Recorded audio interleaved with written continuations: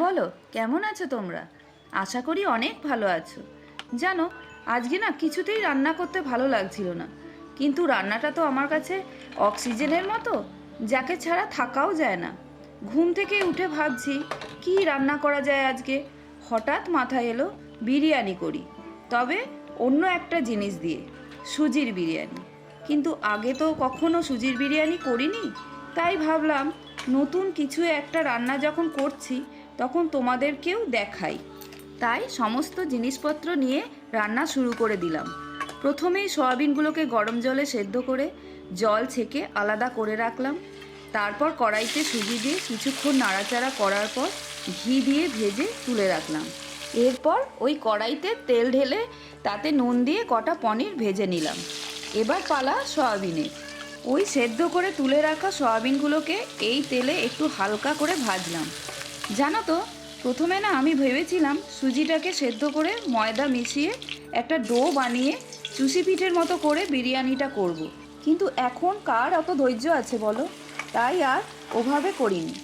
আচ্ছা, এদিকে সয়াবিনটা ভাজা হয়ে গেলে আগে থেকে সেদ্ধ করে রাখা আলুগুলোকে নুন আর হলুদ দিয়ে ততক্ষণ ভেজে নেব যতক্ষণ না একটু গোল্ডেন কালার হয়ে আসছে।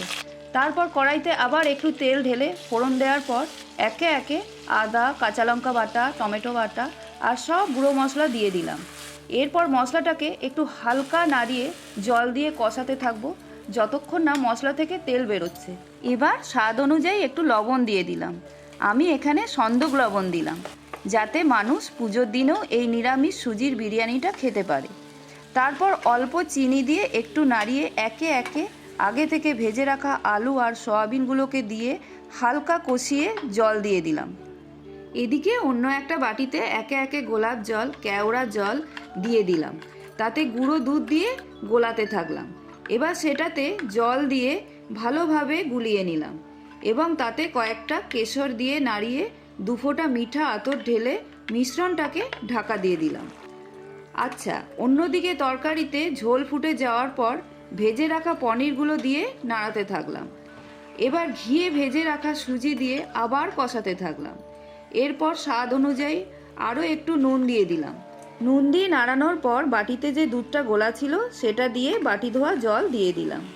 তারপর আবার ভালোভাবে মিশিয়ে তাতে ঘি আর বিরিয়ানি মশলা দিয়ে নাড়িয়ে ঢাকা দিয়ে দিলাম। তাহলে এইভাবেই হয়ে গেল সম্পূর্ণ নিরামিষ সুজির বিরিয়ানি। ছেলে আর ওর বাবা খেয়ে বলল দারুণ হয়েছে।